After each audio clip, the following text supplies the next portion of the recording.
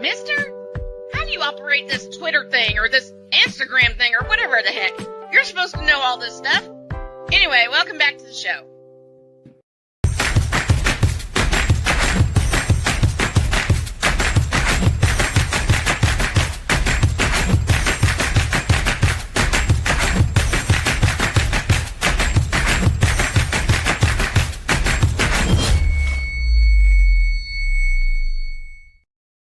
Second hour, Snowman in the Morning is brought to you in part by SeatGeek. Whether you're going to see the Fever, the Sky, or anybody else in the W or the Major League Baseball All-Star Game, use SeatGeek to get the best tickets available to you. The tickets are rated on a 1 to 10 scale, 10 being the best, 1 being the worst, and you can find the seat that you want to be in the venue where you want to be. Use the code Snowman for $20 off of your first purchase. That's only through the power of SeatGeek, where fans can fan. Speaking of fans, we gonna have to turn on a few fans because there's a pretty redhead waiting for us that wants to have a barbecue. From the Why the barbecue, you ask? For the same reason that I wanted to have a barbecue earlier this week. The WNBA refs are pissing me off. Open the windows and let the magical winds of the Windy City bring Mic Drop Moran. Here she is.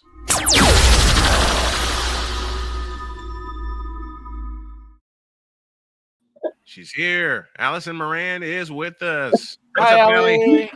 Hi there, guys. Bringing the sizzle, as always. Of course. I'm the sizzle on top of your meat. How's that?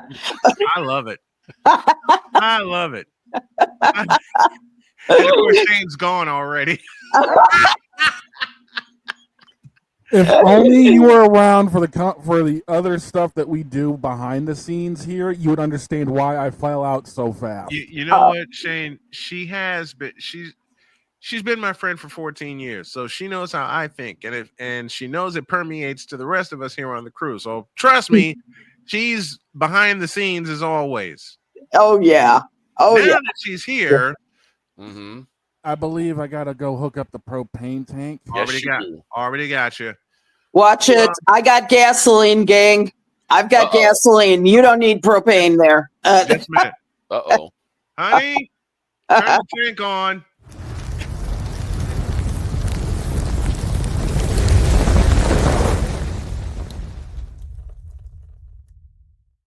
Propane, gas, charcoal. It's something about to get cooked. Yeah.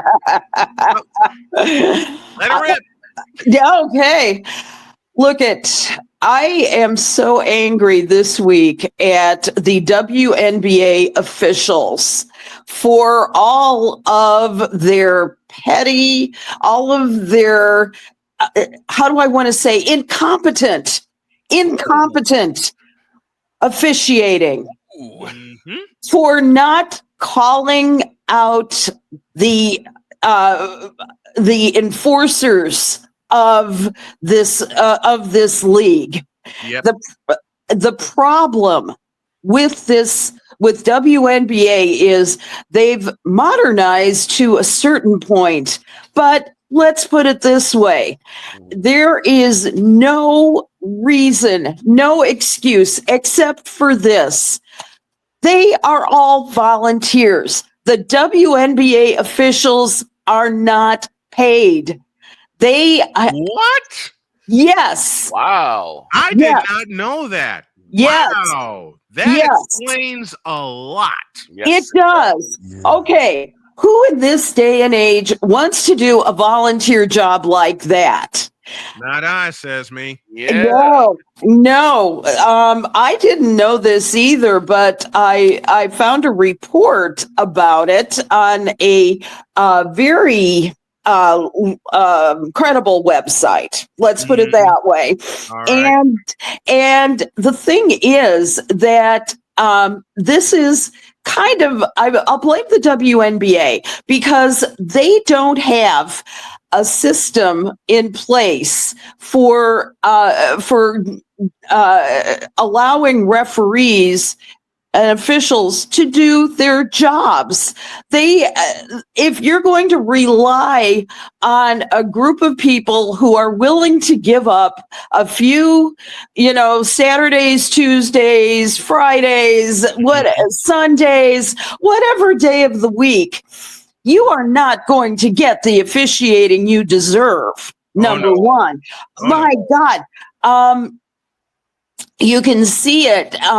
We talked a lot about the Sun and Fever game as a prime example of how this went down. Marina Mabry was supposed to. I mean, if there was somebody that was supposed to get ejected out of. She should have been for doing this ridiculous amount of shoving and of poking, and she was not thrown out. However, karma had a way of actually taking her out of the game anyway. She's injured now. She's out for a few weeks. And so, there you go, right there. We can't rely on karma all the time, right? No. Way back when the broadcaster said, Marina Mabry's going to get ejected. And then wasn't. JC Sheldon had a flagrant foul, and Mabry was merely assessed with a technical foul, as were Charles and Tina Charles and Caitlin Clark. However, because this all started when Caitlin Clark got a slight shove. Okay, she gave a slight shove. Then she was poked in the eye by JC Sheldon, and then pushed down by Marina Mabry. Okay, so this is ridiculous. Okay, and the officials tossed out a few people. It ended up being Sophie Cunningham, who came to Caitlin Clark's defense, then JC Sheldon, and also the Suns' Lindsay Allen. They were all tossed from the game. But what happened was after that, almost nothing. No fines, no suspensions. Nope. It was rumored that they were supposed to have suspensions. They did not. Nature took care of it, as we mentioned. However, Caitlin Clark has been suffering this year. Yes, she has. Caitlin Clark has been beat to the core on this. On the courts this year. She's going to be out this week for their next game. And she's not the only one that's been injured this year. Asia Wilson is just coming back from concussion protocol. Yeah. And the thing is that because of this incompetence in the WNBA officiating, they're not managing the game properly. No, they're not. And the problem is that they're going to continue this unless we all rise up and say, pay the goddamn officials. Absolutely. Hell, hire them from the NBA. Hire them now that the season's over. They're not maybe working now. Let's hire some officials that can actually do the job. And it's a very specific and very how do I want to say it? It's a job for which you need training. Yes. It's a job for which you need to be able to devote a certain number of hours a week. And if you've got 18 different other jobs, say officiating for the NCAA, or you've got a job that's outside of basketball, you are not going to have the same concentration that you have when you are paid full time.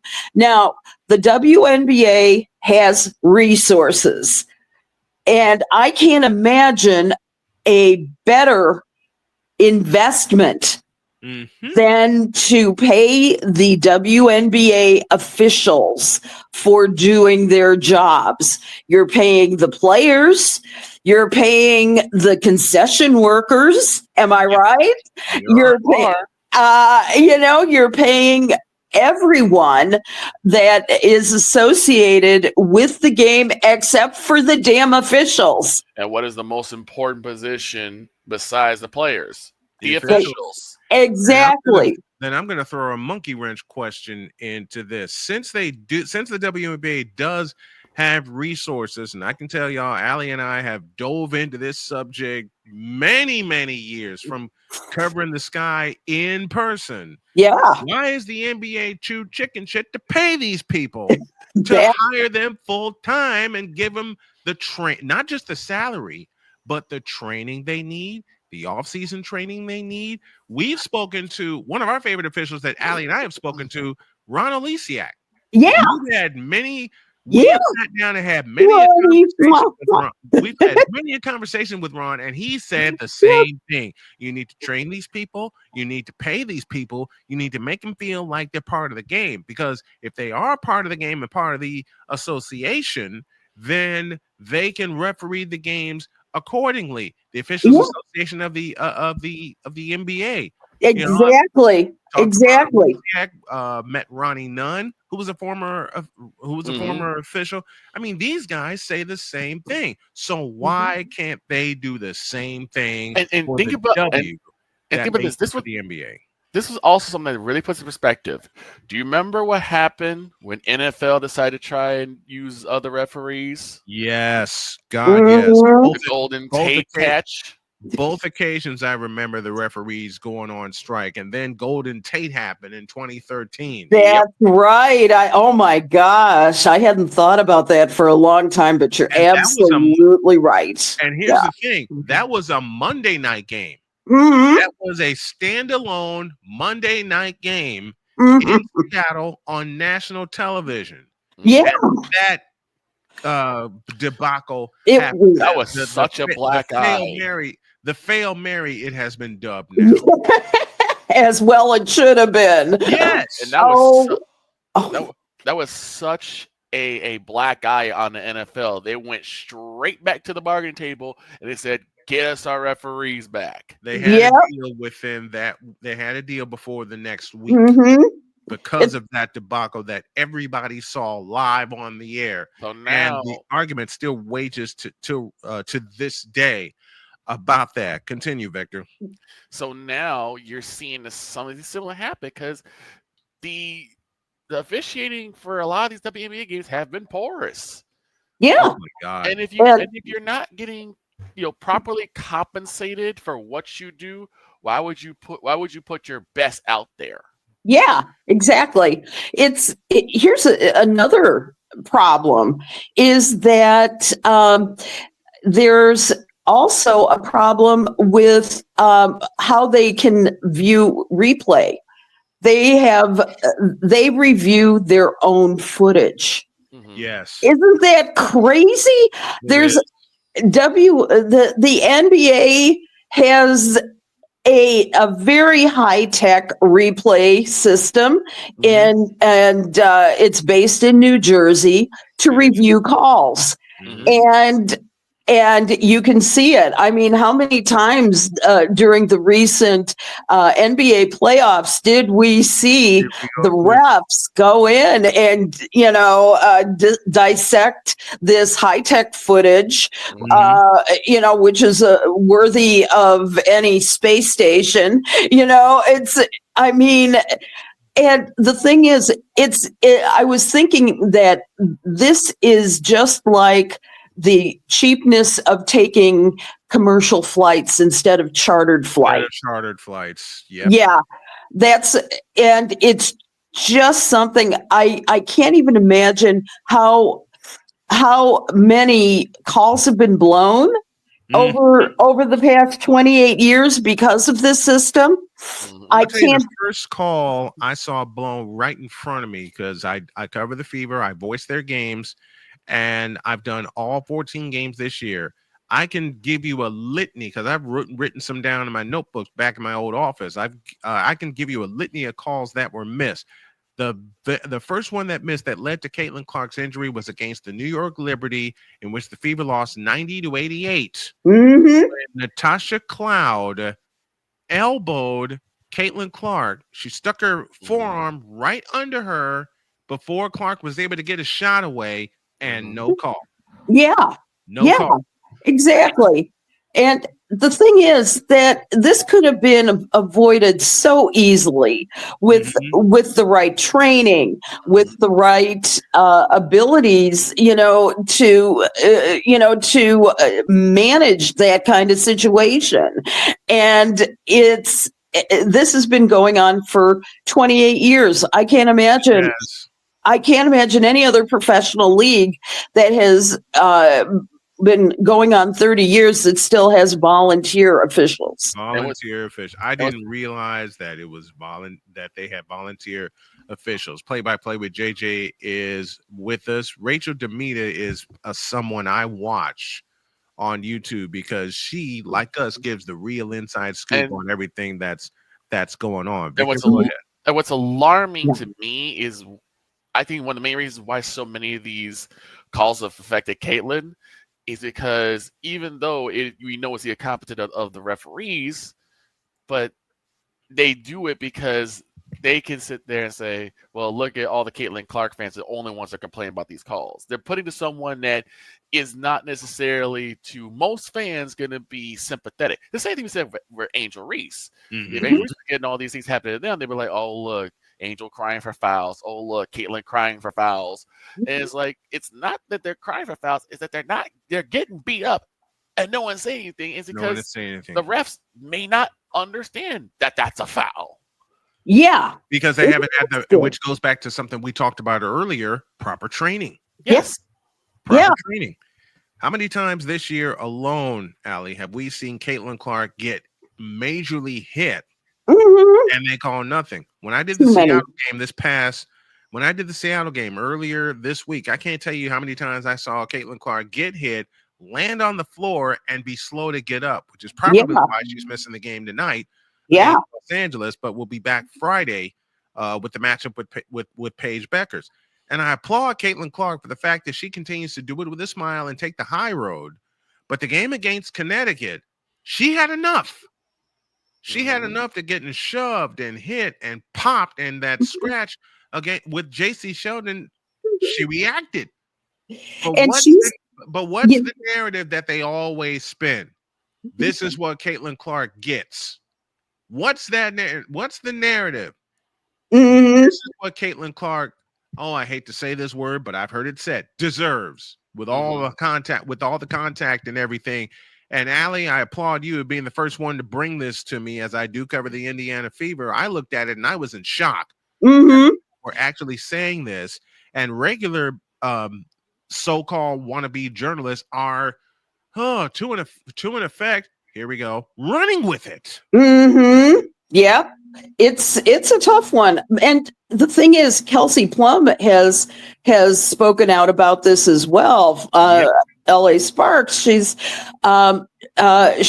has gotten scratches on her face. She's got scratches on her body, and then she said, and I quote, "And these guards on the other team get these ticky-tacky fouls.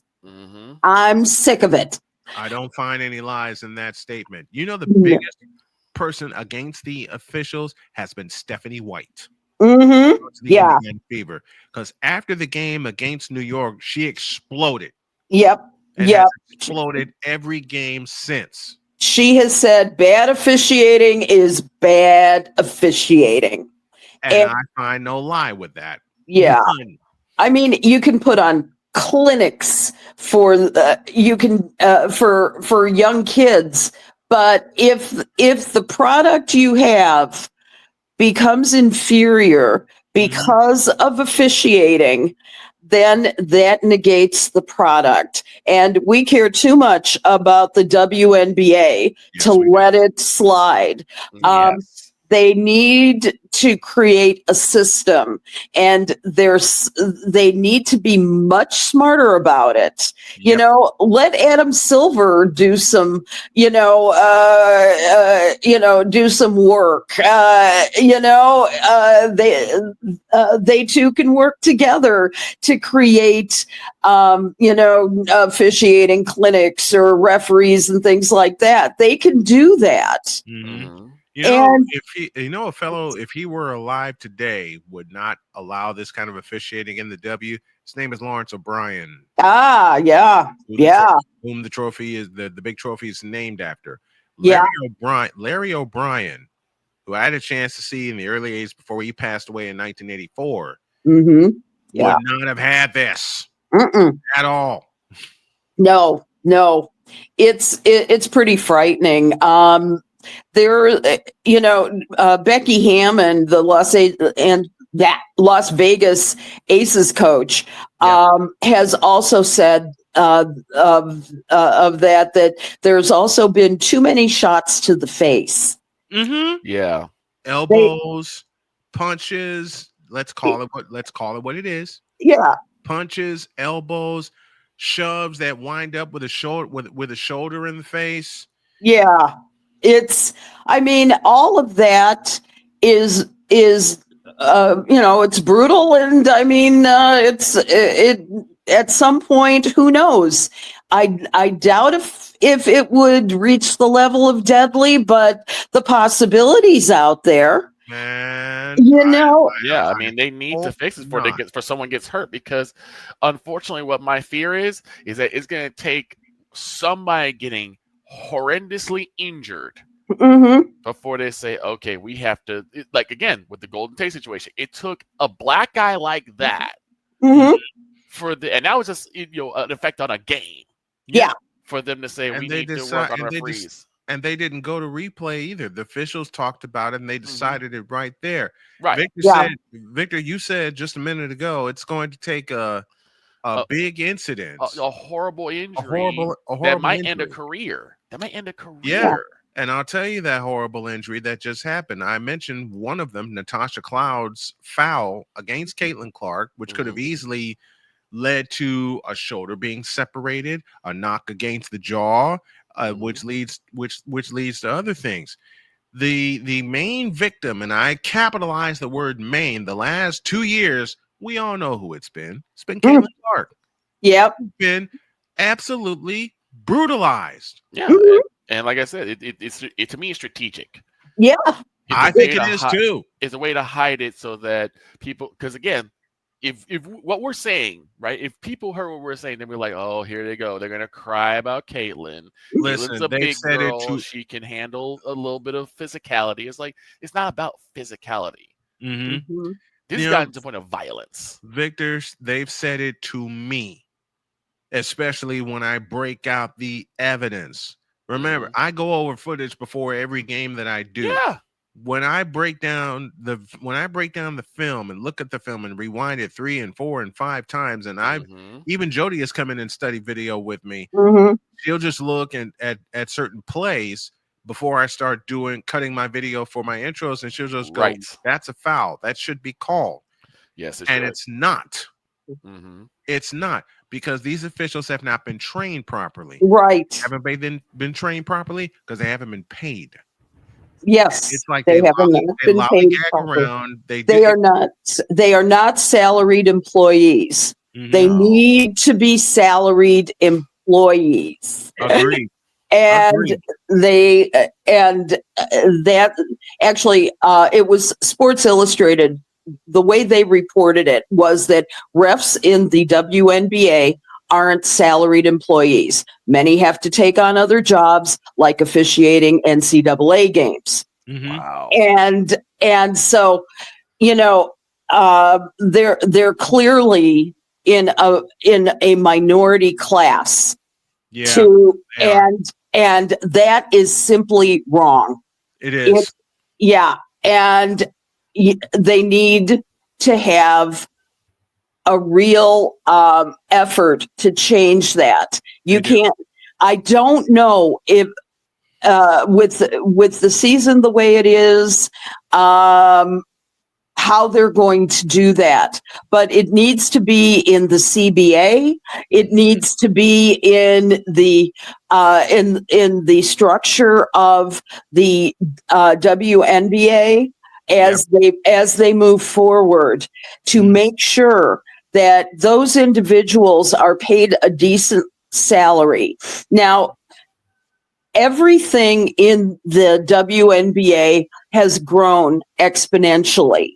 Everything in the WNBA has grown as a result of almost outcry.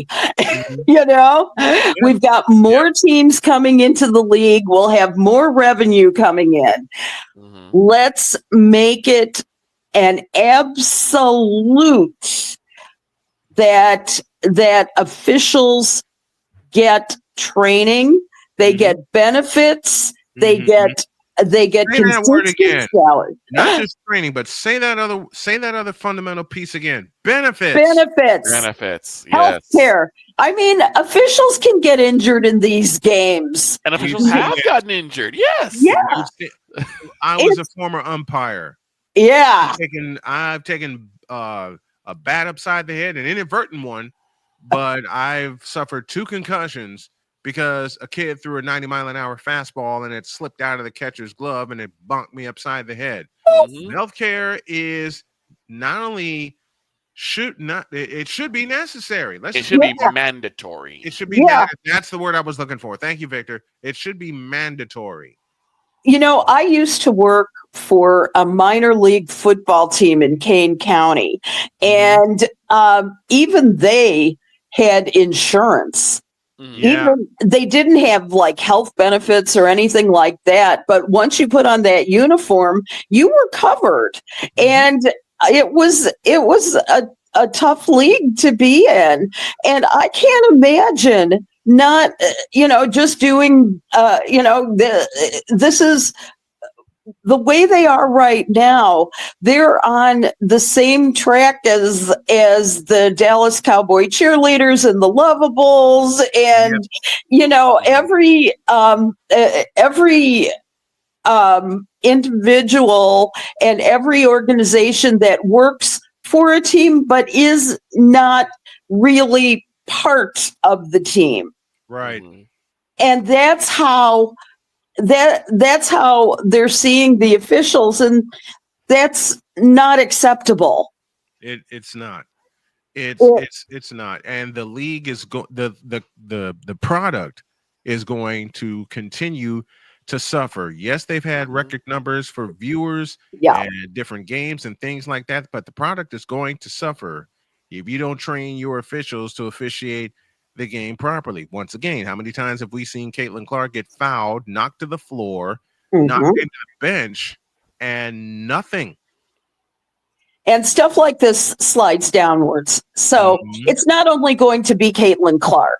They're going to take down many others. It's Asia Wilson, Paige Beckers, Brianna Stewart, Sabrina Ionescu, who's been out injured for the last couple of games. Jonquel Jones, if we're mentioning key players, Jonquel Jones. Exactly. Yeah, and you can tell it. I mean, they're 12-3, something like that right now, and it's the New York Liberty we're talking about, of course, and all of these injuries. Yes, you expect to have a few injuries, but these are. This is still really early in the season. We're 15 games in, and a lot of these individuals have to take significant time out. You have to come back. It's always, it seems to be the stars that go down because they're the ones who are targeted. And and it's only going to get worse. So you're going to see a lot of people just, with turned ankles and with all kinds of bruises, cuts, scrapes, concussions. Concussions are the thing that worries me the most, because that's going to sustain the longest damage. Mm-hmm. I used to not worry about that as much in the WNBA as I did for the NWSL or the PWHL. Right. I've never worried about concussions more than I have this year as a result of what's been happening to the players. It's been scary.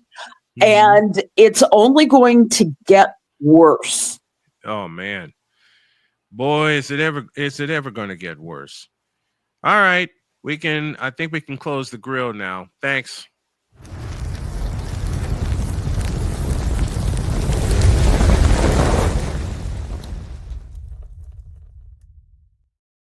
Speaking of Indiana, there's a situation going on with DeWanna Bonner. She has been released by the Indiana Fever.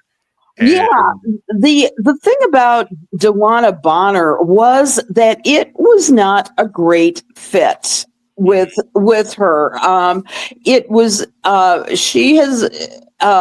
she started 3 games for the Fever to open the season, but only she was shooting half her usual.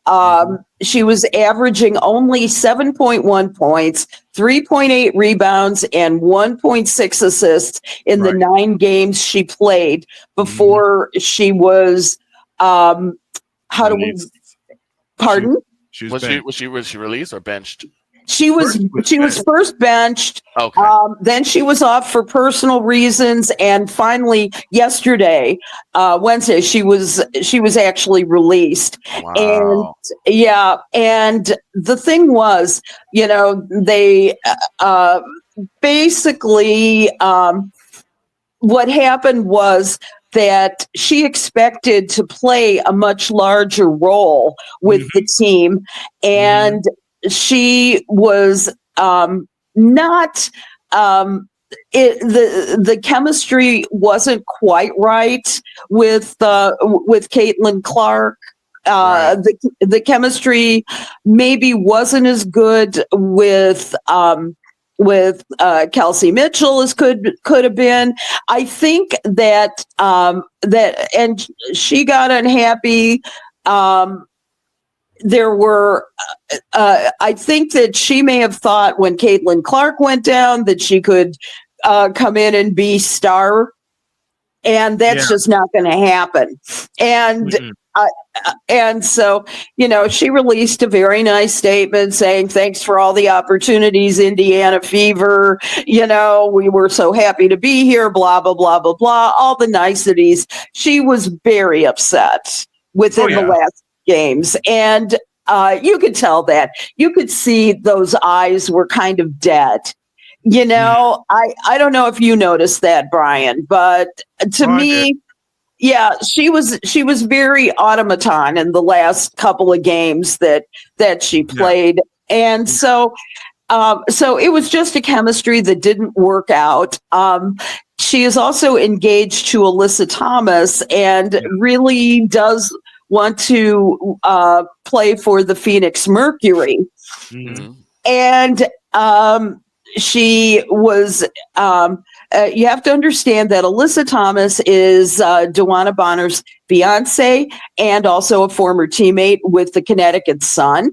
And the thing is, though, that right now the Phoenix Mercury is doing great. They're actually fabulous.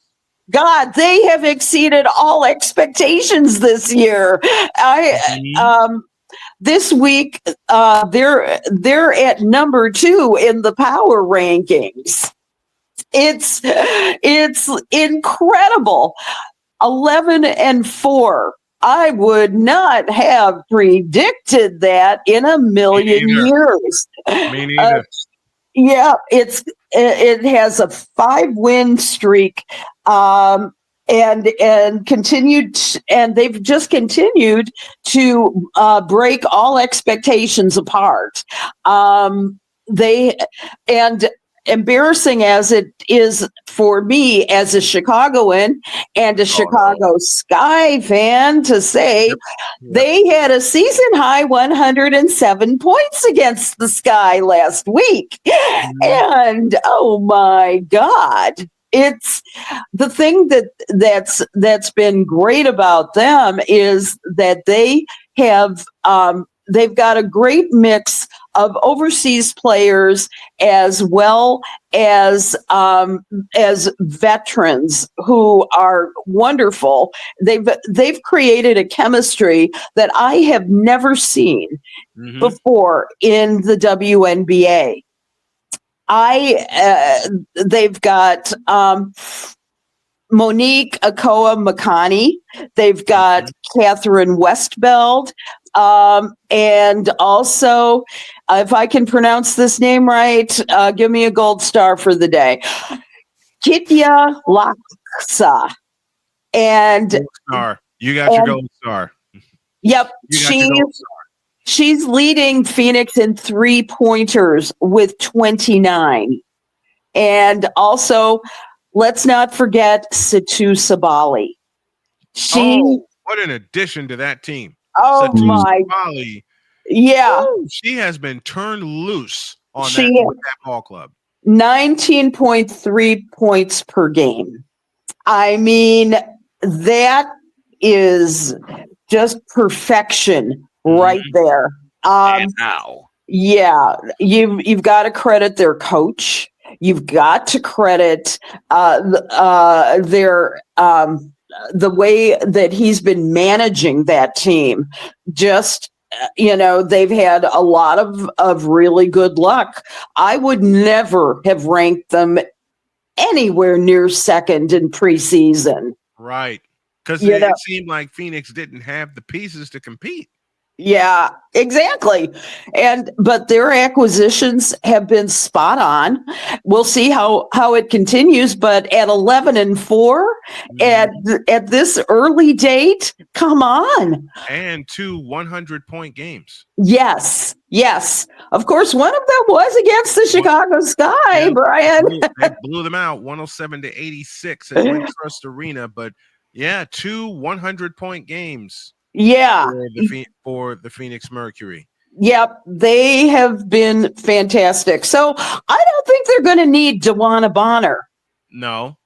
And what's more, if she manages to get there, she's going to be, warming the bench for a long period of time. Remember, she's 37 years old.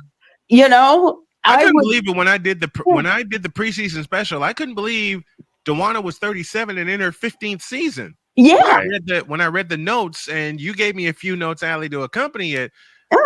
And when you said Bonner's in her 15th season, then I went, wait, 15 years. And I went and looked at it, did some quick research. Here's the thing: when the Fever played the Sky and DeWanna had broke her record, I was like, oh man, this is gonna be the start of something wonderful. Something amazing, and just after that, there was just no lift up. There was nothing, and I was like, maybe she does need just a change of scenery. Yeah. It's so hopefully she hasn't been signed by anybody yet. So we'll see. I mean, at least during this time, she can fly to Phoenix, watch Alyssa for a little while. We'll see. Yeah. The other team that she expressed interest in going to is the Atlanta Dream. But let's put it this way. Atlanta's pretty high. Atlanta's pretty solid right now. They are. They have been. Let's see. Where did I rank them? They're in the top 10 for sure, and they have done really, really, really well. Okay, yeah, I ranked them as the number 4 team this week with at 10-5, and the thing is, they. they did. They could have been in the Commissioner's Cup final, which is going to take place on July 1st. Don't miss it. Don't miss it with the Fever and the Lynx. And that should be. It's their first meeting of the season. Yes. It'll be a measuring stick for Indiana, because when you talk about Minnesota, first and foremost, they lead with Nafisa Collier, who is a candidate for Defensive Player of the Year, but also a strong candidate running away and coupling it with the most valuable player. I do have one question. The latest Sky game, Sky came out with the win, Angel Reese 18-17. Pretty good game. What's your takeaway? Could this, and I know this is wishful thinking, but could this be a possible turnaround for the Sky? Because we've talked about all of the hiccups they've had with Reese and Carmilla, and even their coaching staff that just seems to be sometimes lost. Do you think that this could be their get-right game? In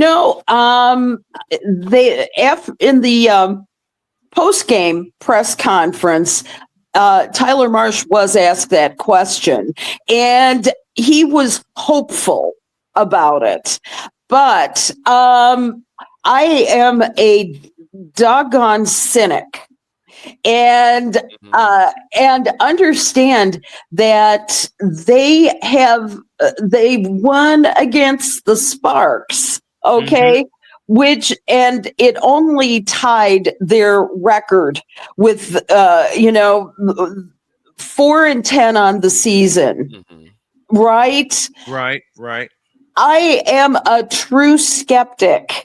The bright spot on the team is Camila Cardoso. She had a big game. 27 points. Yes. 27 points. That's right. Shooting 69.2% from the field. Not getting enough touches though. Right. And what's more, she's working this week with the Brazilian national team. She's going to be out. So we won't have Camila Cardoso this week. So I'm saying they're playing Golden State tomorrow night, and they're going to be at LA on the 29th. Right. I'm saying that maybe they're going to have to figure out another workaround. And though Angel Reese is, she's been struggling all season. She didn't have a great game against LA. She still got her double-double, but she's still having issues. In the paint, she's still having issues around this, around whatever sophomore slump she's going through. Yeah.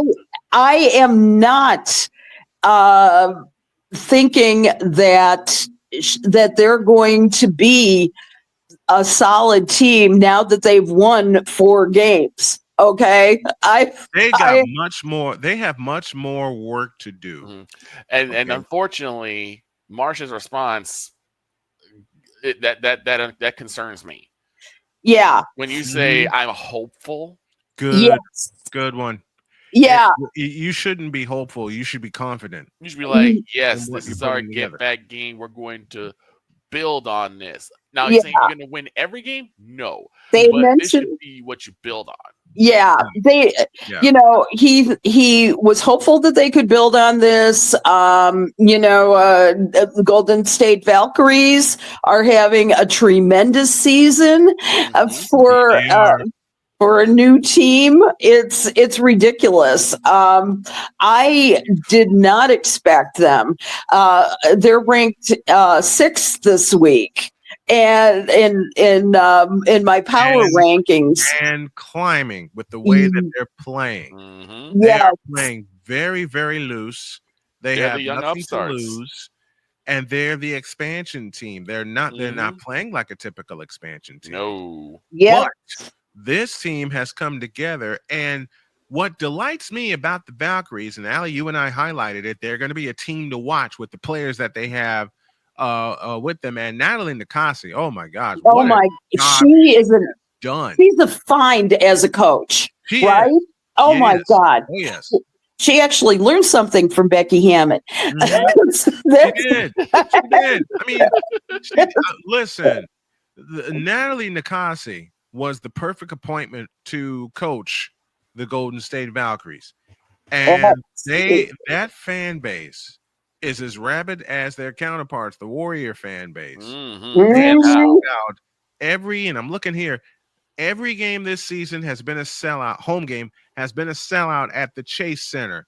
And Mhm. that number, 18,064. Yes. Every home game is gone. You're not going to be able to walk up, pay about $20, $30. No, not with the way this team is performing. I'll read that number again as I look over here.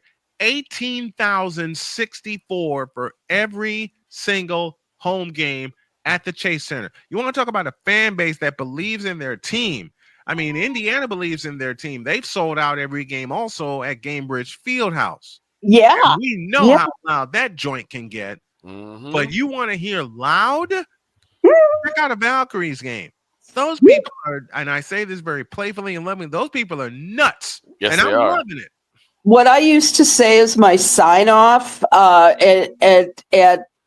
during the Chicago Bulls years for UPI radio.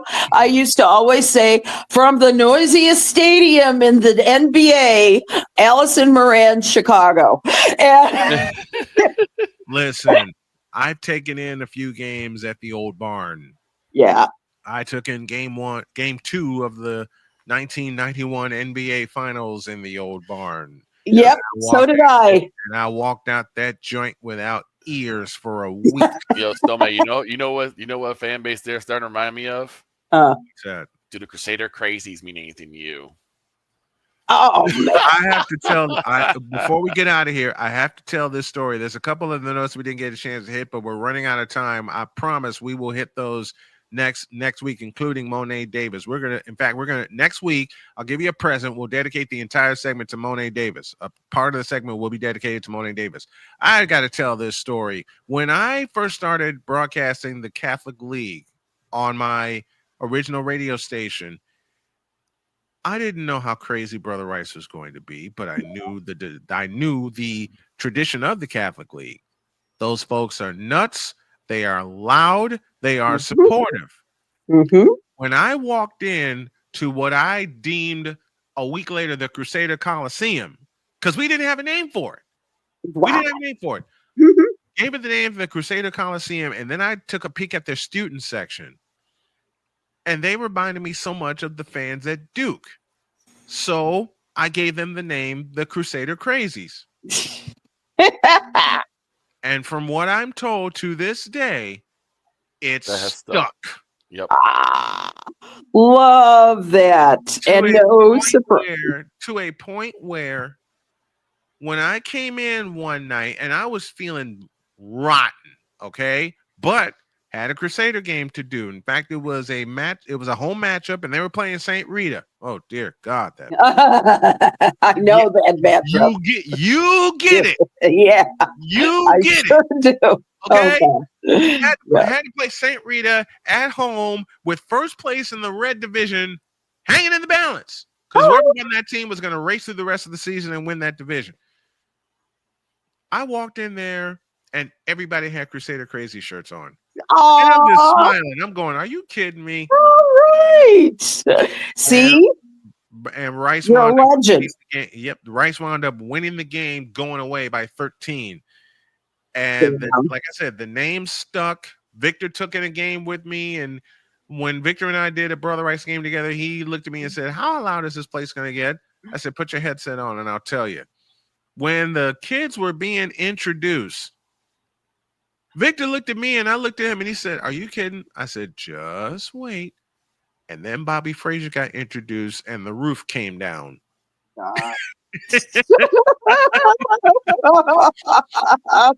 Tomorrow I'll talk about many more of a Catholic League matchup that I have covered. But we got to go. Alison Moran has with us. She's been with us for a year. and she will stay with us as long as she'll have our crazy asses talking everything about women's sports. Next week, we'll highlight Monet Davis. Allie, thank you, my dear. We love you, and we'll talk to you next week. All right. Have a great week, everybody.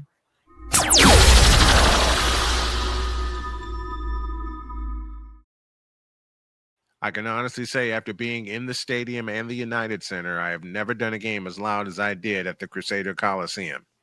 Mm. And the bad part is they get louder and louder and louder. Eat your time. heart out, Oracle Arena. We got to go. Have a great day. God bless. Remember to make your next move your best move. And always remember, if your dreams don't scare you, they are simply not big enough. Dream big, do bigger. We hope you all are too. Astros baseball in an hour. So long, everybody.